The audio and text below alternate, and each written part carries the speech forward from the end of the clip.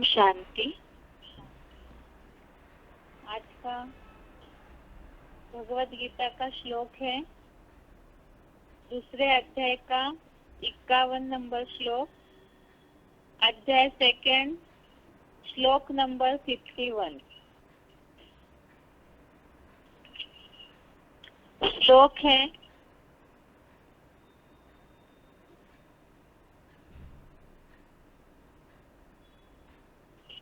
श्लोक है कर्मजं बुद्धियुक्ता हि फलं त्यक्त्वा मनीषिणः जन्म बंध विनिर्मुक्ता पदम गच्छन्त्य नामयम्।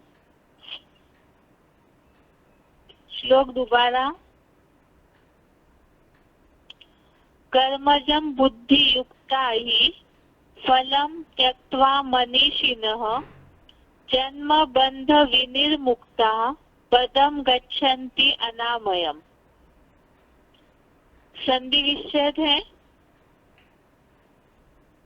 कर्मजं बुद्धियुक्ता हि फलं त्यक्त्वा मनीषिणः जन्म बंध विनिर्मुक्ता पदम गच्छन्ति अनामयम्। संधि विच्छेद दोबारा। कर्मजं बुद्धियुक्ता हि फलं त्यक्त्वा मनीषिणः जन्म बंध विनिर्मुक्ता पदम गच्छन्ति अनामयम्। अभी शब्दों का अर्थ। ही अर्थात क्योंकि, बुद्धियुक्ता ही बुद्धियुक्ता अर्थात बुद्धि लगाने वाले, मनीषिणः अर्थात ज्ञानी जन, कर्मजं अर्थात कर्म से उत्पन्न हुए, फलम त्यक्त्वा अर्थात फल को त्याग कर, जन्म बंध विनिर्मुक्ता अर्थात जन्म बंधनों से विशेष रूप से मुक्त हुए, अनामयम अर्थात पाप रहित, पदम अर्थात परम पद को, गच्छन्ति अर्थात प्राप्त करते हैं। दोबारा एक बार शब्दों का अर्थ देखते हैं। ही अर्थात क्योंकि, बुद्धियुक्ता अर्थात बुद्धि लगाने वाले, मनीषिणः अर्थात ज्ञानी जन, कर्मजं अर्थात कर्म से उत्पन्न हुए, फलम त्यक्त्वा अर्थात फल को त्याग कर, जन्म बंध विनिर्मुक्ता अर्थात जन्म बंधनों से विशेष रूप से मुक्त हुए, अनामयम अर्थात पाप रहित, पदम अर्थात परम पद को, गच्छन्ति अर्थात प्राप्त करते हैं।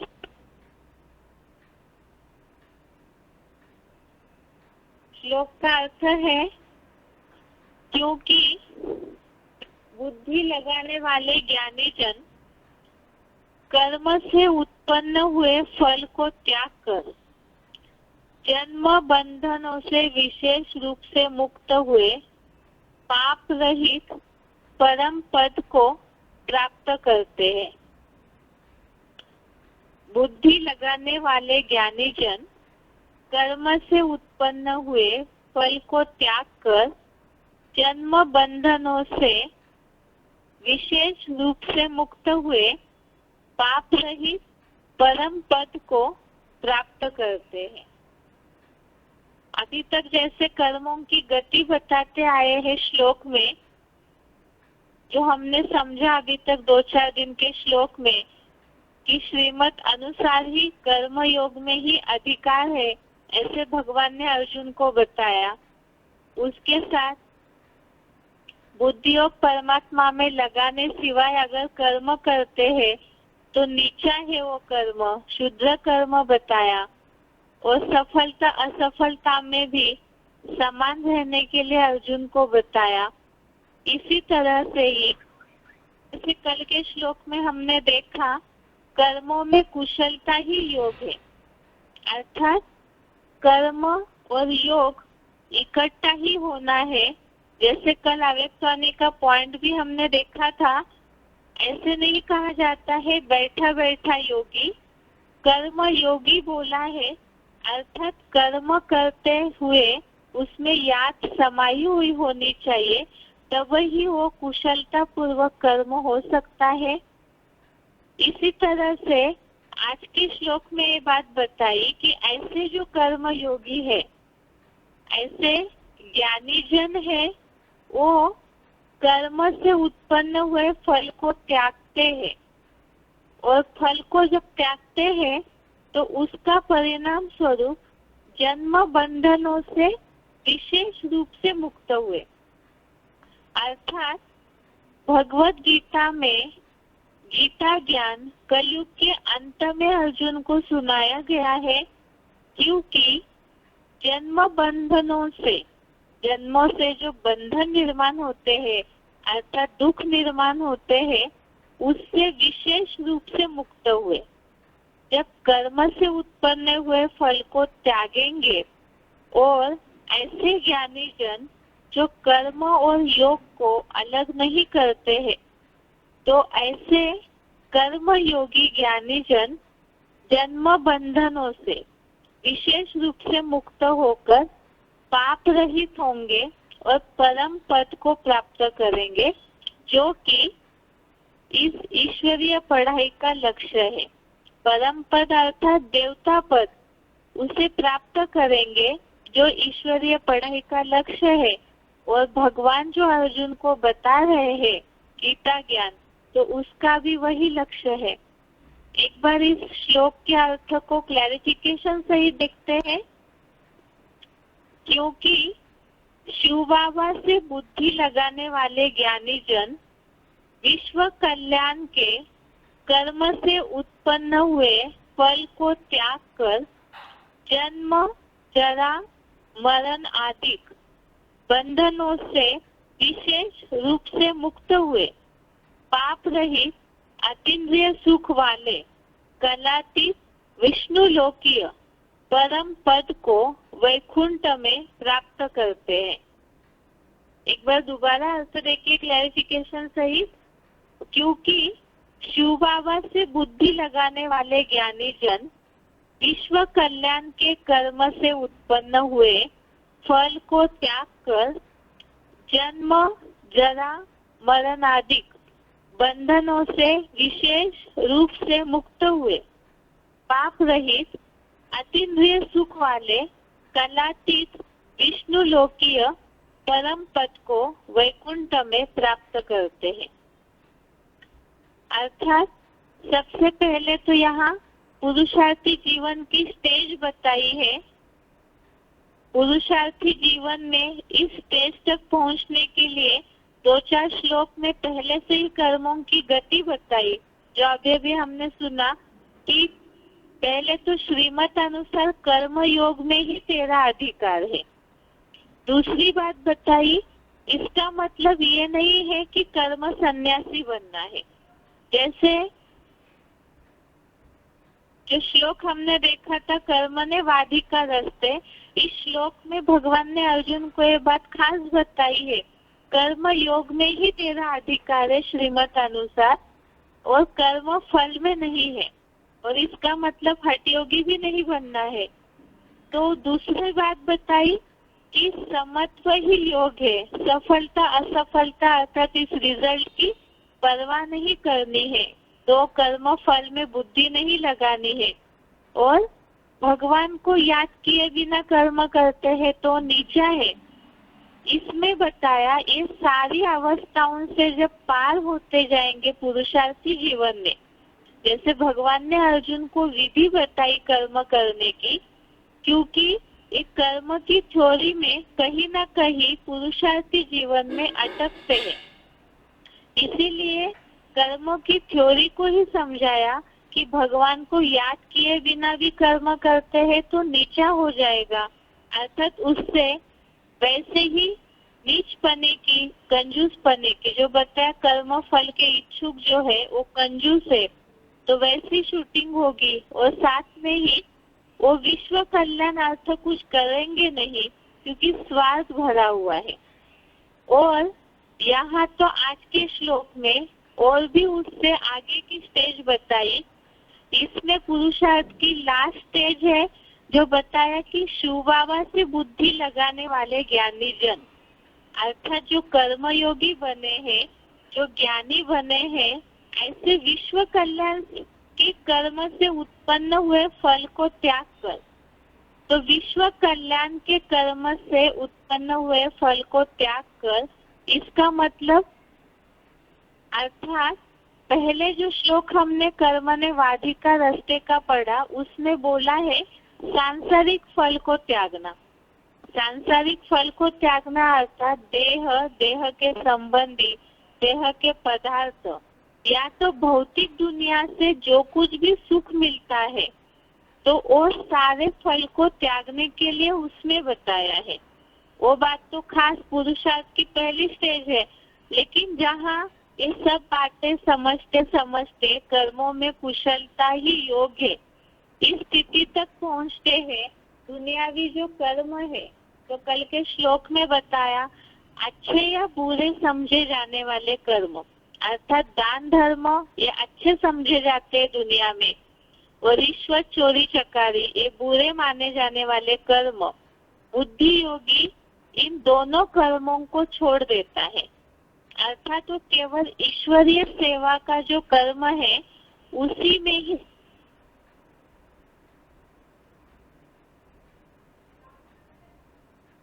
में यह बताया ऐसे जो कर्मयोगी ज्ञानी जन है वो विश्व कल्याण में लगने के बावजूद भी विश्व कल्याण के कर्म से उत्पन्न हुए फल को त्याग कर, विश्व कल्याण अर्थात जो यहाँ ईश्वरीय पढ़ाई के चारों सब्जेक्ट है और उन चारों सब्जेक्ट से जुड़ी हुई खास तो है सेवा, मनसा वाचा कर्मणा, ये जो सेवा करते हैं और उससे जो भौतिकता का अगर रिजल्ट निकलता है, जैसे सेवा की तो उससे तुरंत मान मर्तबा मिलता है, महिमा मिल जाती है कई बार, तो उसमें भी अटकेंगे नहीं, उस फल को भी त्यागेंगे।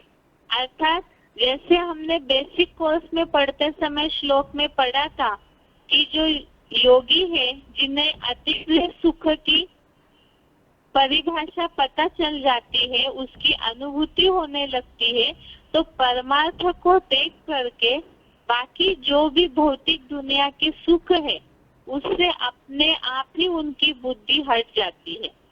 तो इसी तरह से ऐसे जो विश्व कल्याण के कर्म से उत्पन्न हुए फल को त्यागते हैं, जो कर्मयोगी बनेंगे, ज्ञानी बनेंगे, तो वो उन कर्मों के फल को भी त्यागेंगे जो विश्व कल्याण के कर्म से उत्पन्न होता है। और उसके साथ ही आगे बताया जब ऐसे फल को त्यागेंगे, मना कोई भी चाहे सांसारिक फल की भी अपेक्षा नहीं रखेंगे और ईश्वरीय सेवा का कर्म करते हुए भी कोई फल की इच्छा नहीं रखेंगे और फल जो मिलता है उसे भी त्यागेंगे, बुद्धि से उसे ग्रहण करेंगे नहीं। इसमें ऐसे होता है कई बार कि विश्व कल्याणार्थ भी जैसे ईश्वरीय सेवा करते हैं तो उस करते हैं, जैसे सेवा की महिमा मिली तो तेजी से सेवा करते रहेंगे, महिमा नहीं मिली या तो और भी उससे रिलेटेड बहुत सी बातें हैं, सुविधाएं मिलती है, ऐसे कुछ होता है, इसमें ही अटक जाते हैं। अगर वो नहीं मिला तो उमंग उत्साह कम हो जाता है।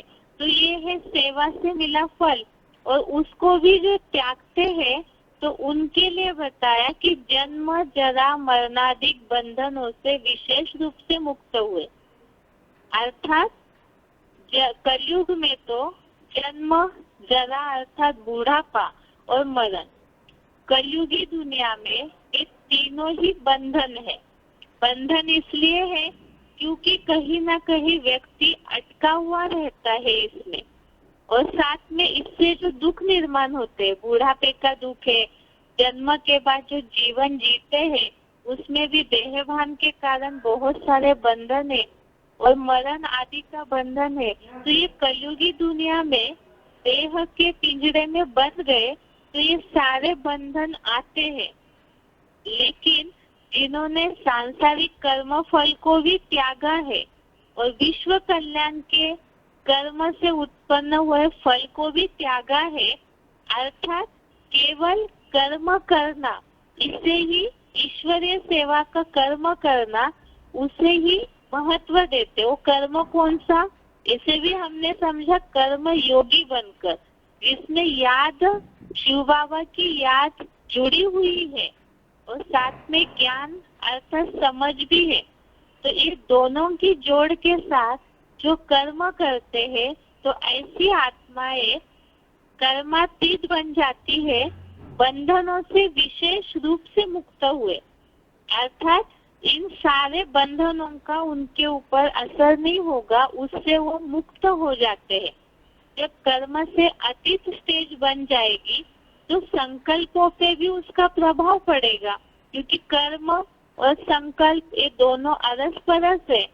और ऐसे संकल्पों में जिनके सात्विकता आएगी, जिसे मुरलियों में शिव बाबा सत्संकल्प कहते हैं, तो उससे जो वाइब्रेशन बनेंगे, सात्विक श्रेष्ठ वाइब्रेशन बनेंगे, उन वाइब्रेशन के अंदर शरीर एक ऐसी स्थिति में स्थित हो जाता है कि वो निरोगी बनने लगता है। और ऐसी आत्माएं जो कर्म से अतीत हो जाती है, कर्म का उनके ऊपर कोई असर नहीं होता है, तो पाप रहित हो जाते हैं। कर्म में अटैचमेंट ही नहीं है, ना उसके फल में अटैचमेंट है, तो ऐसे पाप रहित हो जाते हैं। और जब कर्म से अतीत हो गए तो अतीन्द्रिय सुख वाले कलातीत विष्णु लोकीय परम पद को वैकुंठ में प्राप्त करते हैं। तो इसमें पुरुषार्थ की एक स्टेज बताइए अंतिम, कि इस तरह का पुरुषार्थ होना चाहिए। पुरुषार्थी जीवन में युद्ध करते करते भगवान ने जो कर्मों का युद्ध है उसके बारे में अर्जुन को समझाया कि ऐसे कर्म योगी बन, इस कुरुक्षेत्र में, कर्मों के क्षेत्र में कर्म योगी और ज्ञानी बनकर सारे फलों को जो त्यागेंगे वो बंधनों से मुक्त होकर कर्मातीत बन जाएंगे, पाप रहित बन जाएंगे।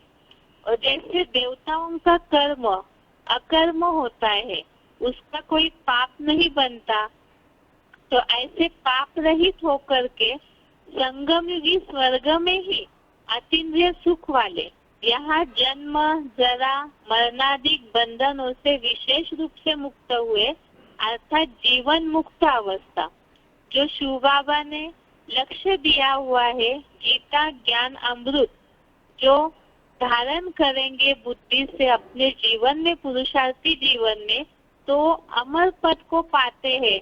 अर्थात जन्म विशेष रूप से मुक्त होकर अतीन्द्रिय सुख वाले कलातीत विष्णु लोकीय परम पद को वैकुंठ में प्राप्त करते हैं। अर्थात जीवन मुक्त अवस्था की परम पद की इसी दुनिया में उनको प्राप्ति हो जाती है। ये आज के श्लोक का अर्थ है। और साथ में ही ये पुरुषार्थी जीवन की अंतिम स्टेज, जब कर्मातीत बन जाएंगे, कर्म से अतीत हो जाएंगे, कर्मों का कोई लेपछेप नहीं लगेगा, तब ही देवता पने की परम पद की प्राप्ति हो जाएगी। इसी श्लोक से रिलेटेड अव्यक्तवाणी के पॉइंट है, उससे और अच्छी रीति से समझ में आएगा। एक बार उस अव्यक्तवाणी के पॉइंट को पढ़ते हैं।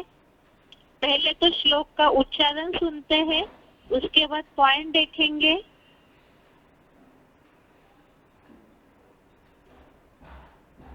कर्मजं बुद्धियुक्ता हि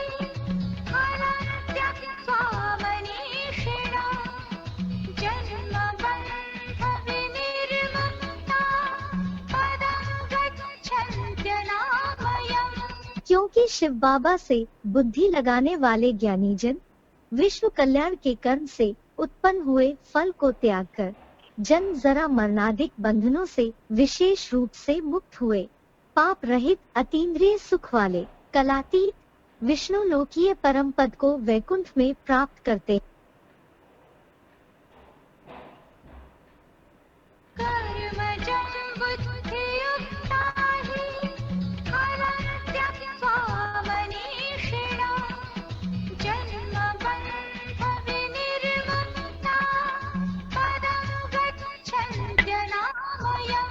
क्योंकि शिव बाबा से बुद्धि लगाने वाले ज्ञानीजन विश्व कल्याण के कर्म से उत्पन्न हुए फल को त्याग कर जन्म जरा मरणादिक बंधनों से विशेष रूप से मुक्त हुए पाप रहित अतीन्द्रिय सुख वाले कलातीत विष्णु लोकीय परम पद को वैकुंठ में प्राप्त करते हैं।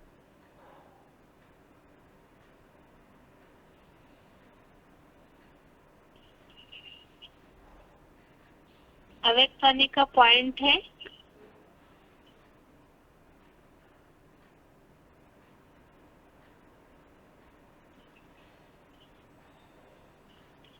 अव्यक्तवाणी डेट है 14 अक्टूबर, डेट 14 अक्टूबर 81। पॉइंट है टाइटल ही है कर्मयोगी। कर्म करते याद में रहने वाले सदा न्यारे और प्यारे होंगे और हल्के होंगे। किसी भी कर्म में बोझ अनुभव नहीं करेंगे। कर्मयोगी को ही दूसरे शब्दों में कमल पुष्प कहा जाता है। पॉइंट दोबारा, अव्यक्तवाणी डेट 14 अक्टूबर 81। टाइटल ही है कर्मयोगी। कर्म करते याद में रहने वाले सदा न्यारे और प्यारे होंगे, हल्के होंगे। किसी भी कर्म में बोझ अनुभव नहीं करेंगे। कर्मयोगी को ही दूसरे शब्दों में कमल पुष्प कहा जाता है। दूसरा पॉइंट है अव्यक्तवाणी डेट 24 सितंबर 92। अव्यक्तवाणी डेट 20। पॉइंट है कर्म के बंधन में आना अर्थात कर्म में फंसना। और जो न्यारा प्यारा होता है वह कर्म करते भी कर्म के बंधन में नहीं आता। कर्मयोगी बन कर्म करता है। अगर कर्म के बंधन में आएंगे तो खुशी गायब हो जाएगी, क्योंकि कर्म अच्छा नहीं होगा। लेकिन कर्मयोगी बनकर कर्म करने से दुख की लहर से मुक्त हो जाएंगे। सदा न्यारा होने के कारण प्यारे रहेंगे। तो समझा कैसे रहना है? कर्म बंधन मुक्त। कर्म का बंधन खींचे नहीं, मालिक होकर कर्म कराए। मालिक न्यारा होता है ना, मालिक होकर कर्म करना, इसे कहा जाता है बंधन मुक्त। पॉइंट दोबारा, कर्म के बंधन में आना अर्थात कर्म में फंसना। और जो न्यारा प्यारा होता है वह कर्म करते भी कर्म के बंधन में नहीं आता। कर्म योगी बन कर्म करता है। अगर कर्म के बंधन में आएंगे तो खुशी गायब हो जाएगी, क्योंकि कर्म अच्छा नहीं होगा। लेकिन कर्म योगी बनकर कर्म करने से दुख की लहर से मुक्त हो जाएंगे। सदा न्यारा होने के कारण प्यारे रहेंगे। तो समझा कैसे रहना है? कर्म बंधन मुक्त। कर्म का बंधन खींचे नहीं, मालिक होकर कर्म कराए। मालिक न्यारा होता है ना, मालिक होकर कर्म करना, इसे कहा जाता है बंधन मुक्त। अभी आगे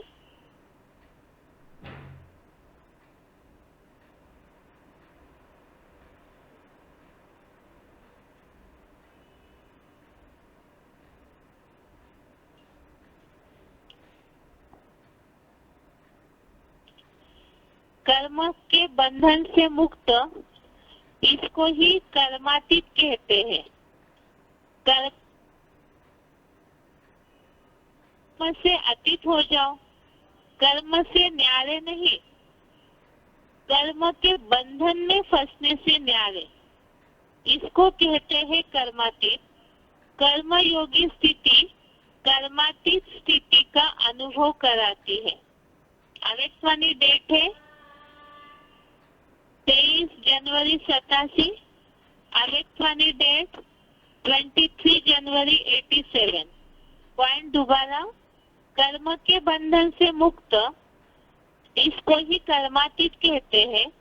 कर्मातीत का अर्थ यह नहीं है कर्म से अतीत हो जाओ, कर्म से न्यारे नहीं, कर्म के बंधन में फंसने से न्यारे, इसको कहते हैं कर्मातीत।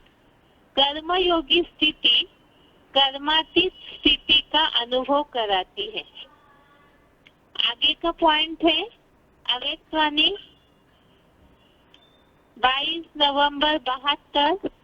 अवेशवाणी डेट 22 नवंबर 72।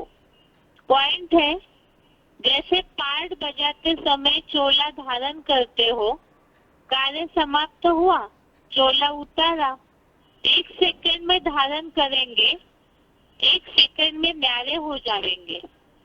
जब यह प्रैक्टिस हो जाएगी, फिर यह कर्म भोग भी कर्म योग का रूप हो जाएगा। कर्म योग से ही कर्म भोग समाप्त होगा। जैसे इंजेक्शन लगाकर दर्द को खत्म कर देते हैं, ऐसे ही यह स्मृति स्वरूप का इंजेक्शन लगाकर और देह की स्मृति से गायब हो जाए। दोबारा पॉइंट, जैसे पार्ट बजाते समय चोला धारण करते हो, कार्य समाप्त हुआ, चोला उतारा, 1 सेकंड में धारण करेंगे और 1 सेकंड में न्यारे हो जाएंगे। जब फिर यह कर्म भोग भी कर्म योग का रूप हो जाएगा। कर्म योग से ही कर्म भोग समाप्त होगा। जैसे इंजेक्शन लगाकर दर्द को खत्म कर देते हैं, ऐसे ही यह स्मृति स्वरूप का इंजेक्शन लगाकर और देह की स्मृति से गायब हो जाए। अवेशवाणी डेट 22 नवंबर 72। अभी आगे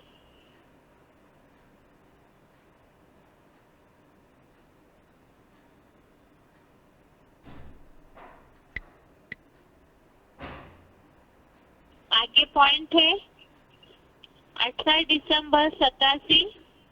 पॉइंट है 18 दिसंबर 87। अवेशवाणी का ही पॉइंट है।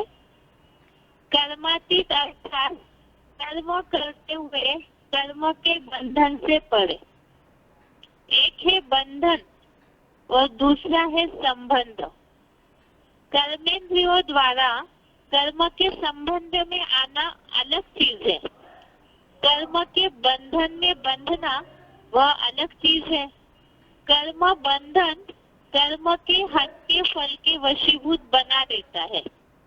वशीभूत शब्द ही सिद्ध करता है जो किसी के भी वश में आ जाता है।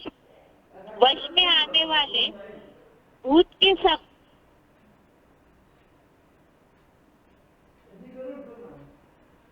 बन जब प्रवेश होती है तो मनुष्य आत्मा की क्या हालत होती है? परवश वो भटकते रहते हैं। ऐसे कर्म के वशीभूत अर्थात कर्म के विनाशी फल की इच्छा के है, तो कर्म भी बंधन में बांध बुद्धि द्वारा भटकाता रहता है। इसको कहा जाता है कर्म बंधन, जो स्वयं को भी परेशान करता है और दूसरों को भी परेशान करता है। कर्मातीत अर्थात कर्म के वश होने वाला नहीं, लेकिन मालिक बन, अथॉरिटी बन, कर्मेंद्रियों द्वारा कर्म कराए। आत्मा मालिक को कर्म अपने अधीन न करे, लेकिन अधिकारी बन कर्म कराता रहे। कर्मेंद्रिया अपने आकर्षण में आकर्षित करती है, अर्थात कर्म के वशीभूत बनते हैं, अधीन होते हैं, बंधन में बंधते हैं। कर्मातीत अर्थात इससे अतीत अर्थात न्यारा। आँख का काम है देखना, लेकिन देखने का कर्म कराने वाला कौन है? आँख कर्म करने वाली है और कर्म कराने वाली है। तो कराने वाली आत्मा करने वाली कर्मेंद्रिय के वश हो जाए, इसको कहते हैं कर्म बंधन। कर्मातीत आत्मा संबंध में आती है, लेकिन बंधन में नहीं रहती। कभी कभी कहते हो ना कि बोलना नहीं चाहते थे लेकिन बोल दिया, करना नहीं चाहते थे लेकिन कर लिया, इसको कहा जाता है कर्म के बंधन में वशीभूत आत्मा। पॉइंट एक बार दोबारा देखिए। नंबर 87, कर्मातीत अर्थात कर्म करते हुए कर्म के बंधन से परे। एक है बंधन और दूसरा है संबंध। कर्मेंद्रियों द्वारा कर्म के संबंध में आना अलग चीज है। कर्म के बंधन में बंधना वह हद के फल के वशीभूत बना देता है। वशीभूत शब्द ही सिद्ध करता है जो किसी के भी वश में आ जाता है। वश में आने वाले भूत के समान भटकने वाले बन जाते हैं। जैसे अशुद्ध आत्मा भूत बन जब प्रवेश होती है तो मनुष्य आत्मा की क्या हालत होती है? परवश वो भटकते रहते हैं। ऐसे कर्म के वशीभूत अर्थात कर्म के विनाशी फल की इच्छा के है, तो कर्म भी बंधन में बांध बुद्धि द्वारा भटकाता रहता है। इसको कहा जाता है कर्म बंधन, जो स्वयं को भी परेशान करता है और दूसरों को भी परेशान करता है। कर्मातीत अर्थात कर्म के वश होने वाला नहीं, लेकिन मालिक बन, अथॉरिटी बन, कर्मेंद्रियों द्वारा कर्म कराए। आत्मा मालिक को कर्म अपने अधीन न करे, लेकिन अधिकारी बन कर्म कराता रहे। कर्मेंद्रिय अपने आकर्षण में आकर्षित करती है, अर्थात कर्म के वशीभूत बनते हैं, अधीन होते हैं, बंधन में बंधते हैं। कर्मातीत अर्थात इससे अतीत अर्थात न्यारा। आँख का काम है देखना, लेकिन देखने का कर्म कराने वाला कौन है? आँख कर्म करने वाली है और कर्म कराने वाली है। आँख कर्म करने वाली है या कर्म कराने वाली है? तो कराने वाली आत्मा करने वाली कर्मेंद्रिय के वश हो जाए, इसको कहते हैं कर्म बंधन। कर्मातीत आत्मा संबंध में आती है। कभी कभी कहते हो ना कि बोलना नहीं चाहते थे लेकिन बोल दिया, करना नहीं चाहते थे लेकिन कर लिया, इसको कहा जाता है कर्म के बंधन में वशीभूत आत्मा। अभी आगे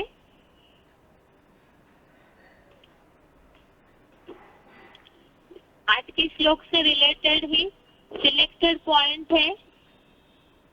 वार्तालाप नंबर 1222, डिस्कशन नंबर 1222, 1222। कर्म करते वास्ते याद रहेगा रहो ना। तो कभी अगर ज्यादा अगर याद में खो जाते हैं तो कर्म को ही भूल जाते हैं। योग है कर्म सु कौशलम। जो सच्चा योग है कर्मों में कुशलता लाता है।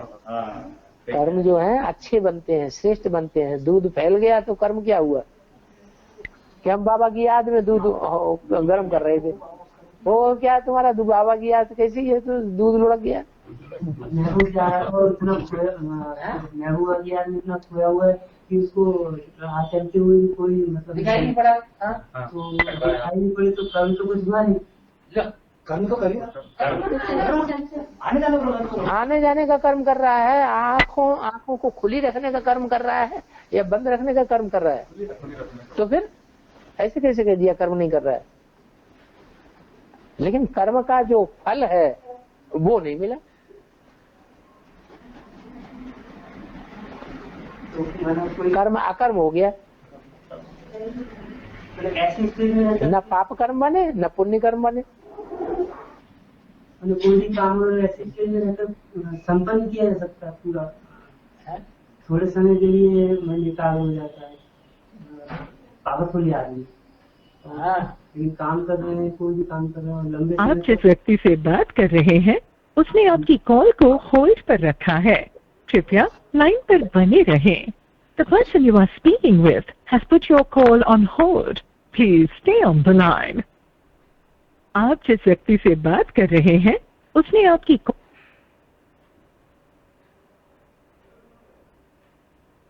अभी जो हमने पॉइंट सुना वो कल का जो श्लोक था 50 नंबर, बुद्धि युक्तो जहातीह, उससे रिलेटेड था। इसी से 50 नंबर श्लोक सेकेंड अध्याय का श्लोक नंबर 50, इसी से रिलेटेड और एक पॉइंट है वार्तालाप नंबर 1748, डिस्कशन नंबर 1748। कर्मों में युक्ति युक्त कुशलता ही योग है, इसलिए योग के लिए जुट जा, इसलिए योग के लिए जुट जा, जुट जा, योग में जुट जा।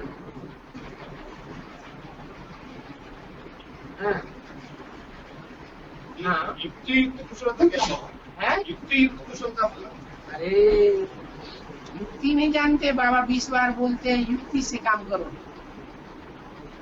क्या पत्नी है, पति का आधा हक है कमाई में पत्नी का, लेकिन वो नहीं देता है। क्या एक पैसा नहीं देता, घर खर्च के लिए भी नहीं देता। क्या करे, लड़ाई लड़े है? लड़ाई लड़े तो ये युक्ति नहीं है। खूब अच्छी तरह से प्यार करे, सेवा करे, मौका लगे तो जेब में से निकाल।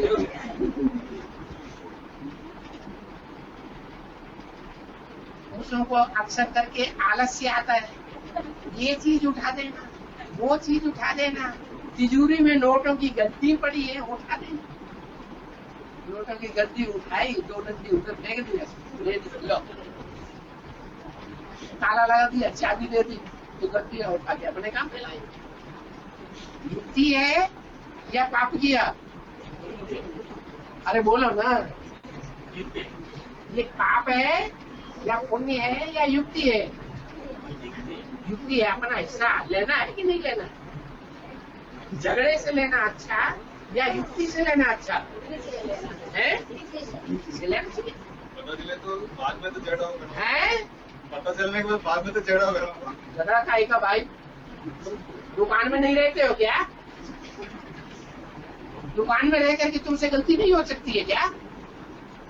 यहाँ घर के अंदर आकर के ही गलती होती है, नोटों की होती है, बाहर नहीं होती, तो काहे का झगड़ा?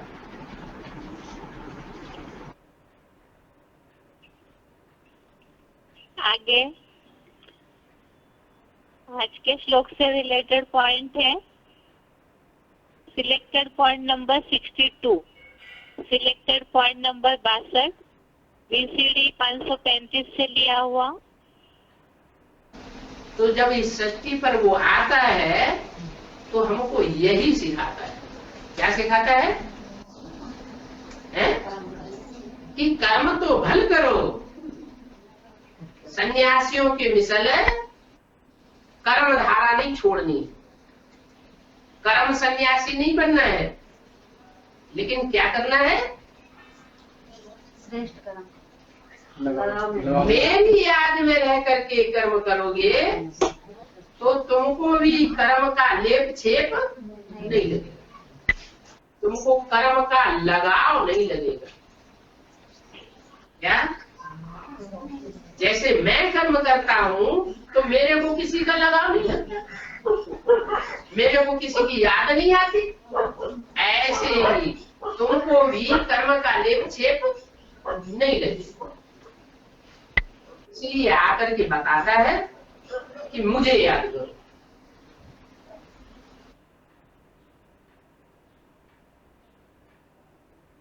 आगे का पॉइंट है selected point number 80, selected point number 80।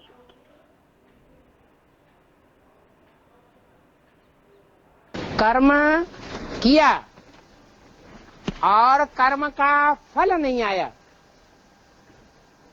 कर्म से अतीत स्टेज चली गई आत्मा की। कर्म जैसे किया न किया। एक कर्म इंद्रियों से कर्म करते हैं और जिसके साथ जो कर्म किया है वो बुद्धि में छप जाता है, निकलता ही नहीं। जैसे आंख कभी किसी को लगाव पूर्वक देख लेती है, अगर लगाव पूर्वक देख लिया और वो बुद्धि में छप गया, दिल में छप गया, छाप पड़ गई, तो निकलता नहीं। और एक ऐसा है, देख तो लिया लेकिन कोई असर दिल के ऊपर नहीं पड़ा, मन ज्यों का त्यों साफ बना रहा,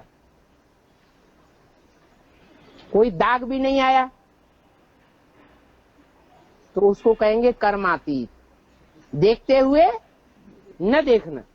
ऐसे ही हर कर्म इंद्रियों के लिए, कर्म इंद्रियों से कर्म करते हुए जैसे नहीं किया, कोई असर नहीं पड़ा।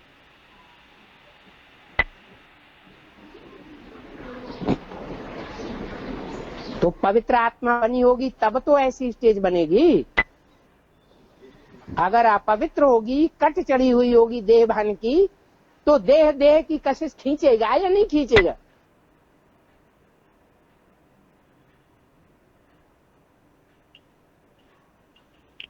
आगे है selected point number 188, selected point number 188।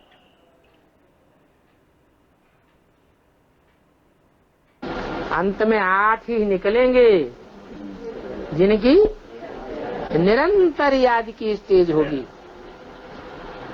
अगर निरंतर अभी याद में हो जावे तो कर्मातीत अवस्था हो जावे। कैसी अवस्था हो जावे? कर्म जो कर्मेंद्रियों से करते हैं, उन कर्मेंद्रियों के कर्म करने से मन बुद्धि बिल्कुल उपराम हो जावे। कर्म इंद्रियों से कर्म भले करेंगे लेकिन उसका पाप पुण्य उनको छू नहीं सकता। जो बात वो झूठी गीता में भी विद्वान पंडित आचार्यों ने समझ ली। उन्होंने भी लिखा है कि योग निष्ठा में जो रहने वाला है वो सारे संसार की हत्या कर दे तो भी उसके ऊपर पाप नहीं लग सकता। अब हत्या तो कर्मेंद्रियों से ही करेगा, लेकिन कर्मेंद्रियों से हत्या करते हुए भी उसका बुद्धियोग किसके साथ जुड़ा होगा? बाप के साथ जुड़ा होगा। तो बाप उससे एक्यूरेट कर्म कराएगा या गलत कर्म कराएगा?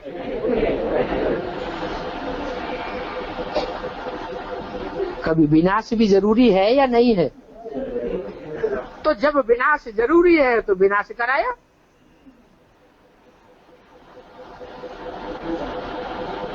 तो बोला ज्ञान की पराकाष्ठा आ जाती है तब होती है कर्मातीत अवस्था। इस कर्मातीत अवस्था में मेहनत है क्या है? कर्मातीत अवस्था में मेहनत है। मान लो आंखें हैं, आंखें भी इंद्रियां हैं कि नहीं है इंद्रियां। आंखों से संग का रंग लगता है या नहीं लगता है? और आंखों से पाप कर्म बनता है या नहीं बनता है? आंखों से लगाव पूर्वक किसी को लगातार देखा,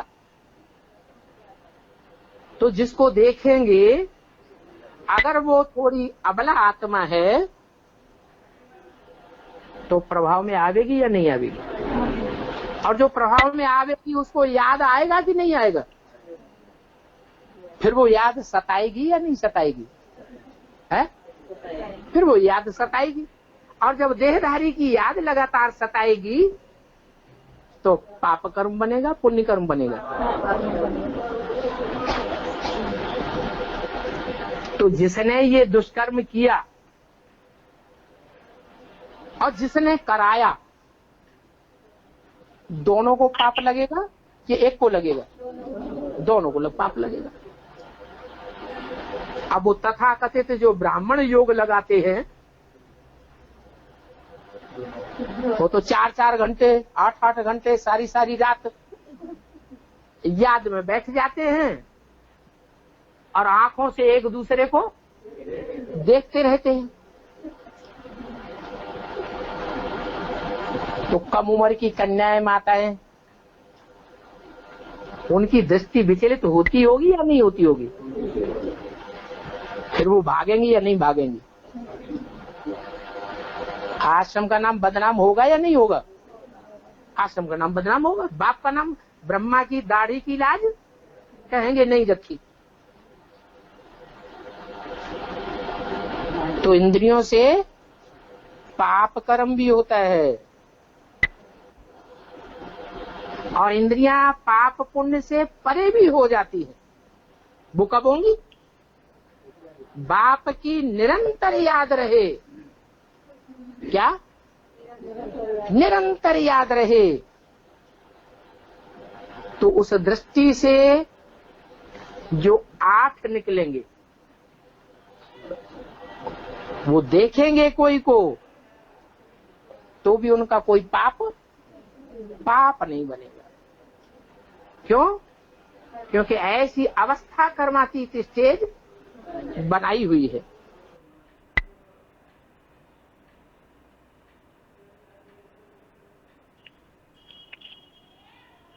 आगे है selected point number 395, selected point number 395। तो जिस मुकर्रर रथ में परमात्मा पार्टधारी हीरो पार्टधारी में प्रवेश करता है उसकी कर्मातीत अवस्था होती है। तो फिर क्या होता है? हाँ, सबकी कर्मातीत अवस्था नंबरवार पुरुषार्थ अनुसार होती ही जाती है।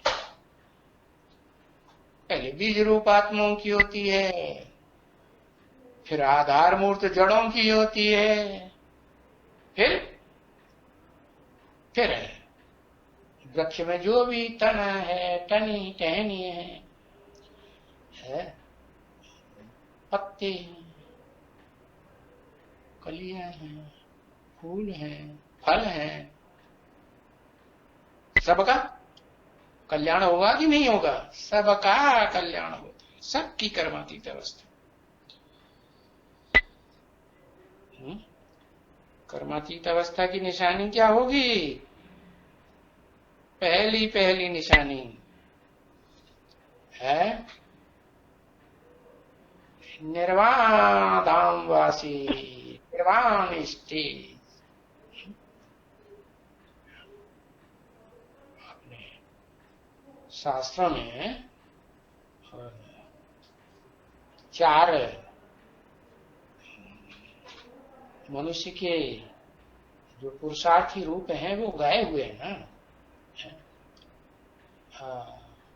बचपन है, नौजवानी है, और नौजवानी भोगने के बाद फिर वानप्रस्थ, वानप्रस्थ से भी ऊंचा फिर क्या है? संन्यास, संपूर्ण न्यास।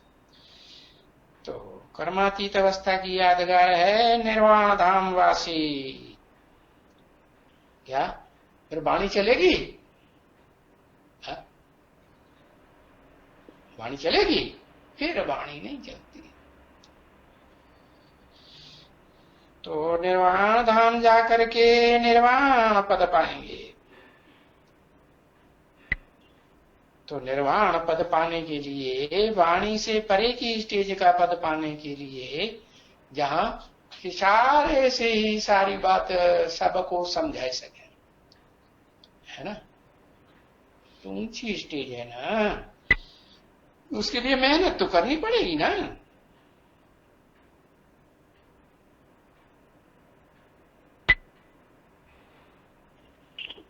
अभी आगे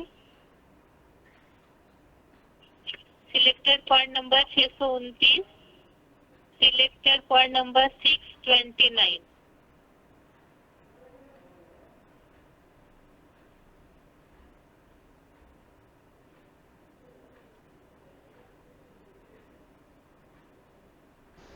कर्मातीत अवस्था वाले को कोई भी प्रकार का दुख नहीं हो सकता। क्यों? क्योंकि 63 जन्म के जितने भी कर्म बंधन है वो सारे भस्म हो गए। तो ऐसी आत्मा इस छी शरीर में, इस छी दुनिया में रह नहीं सकती, उपराम होकर रहेगी।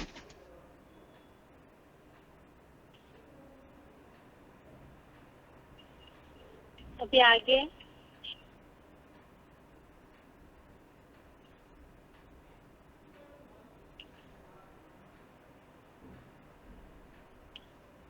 आगे देखते हैं। Selected point number 1475, selected point number 1475।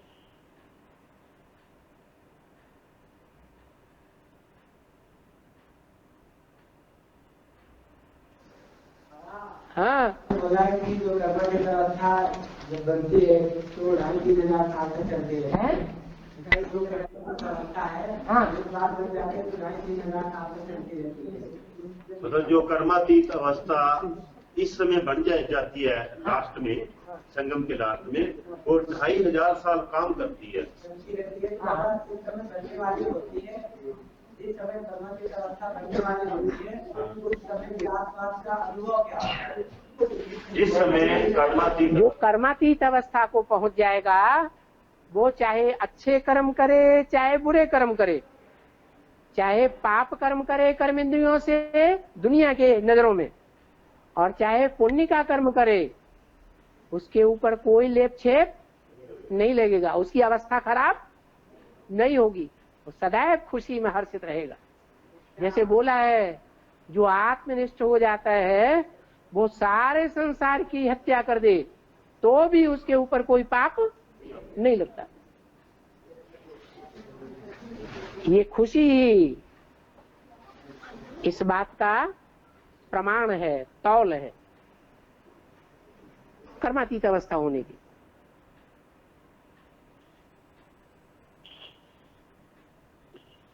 अभी आगे